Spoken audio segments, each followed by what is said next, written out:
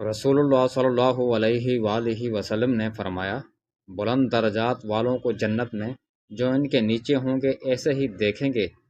جیسے تم آسمان کے افق پر طلوع ہونے والے ستارے کو دیکھتے ہو، اور ابو بکر اور عمر رضی اللہ تعالی عنہما دونوں انہی میں سے ہوں گے،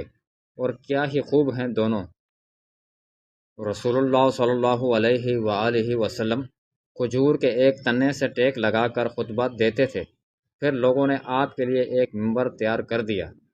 آپ صلی اللہ علیہ وآلہ وسلم نے اس ممبر پر خطبہ دیا تو وہ تنا رونے لگا جیسے اونٹنی روتی ہے۔ جب نبی کریم صلی اللہ علیہ وآلہ وسلم نے اتر کر اس پر ہاتھ پھیرا تب وہ چپ ہوا۔ نبی کریم صلی اللہ علیہ وآلہ وسلم نے فرمایا، میں قیامت کے دن اولاد آدم کا سردار ہوں گا،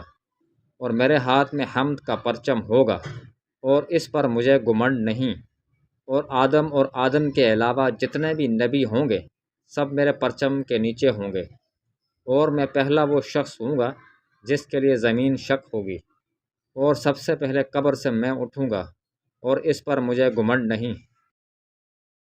نبی کریم صلی اللہ علیہ وآلہ وسلم نے فرمایا، انبیاء میں میری مثال ایسے آدمی کی ہے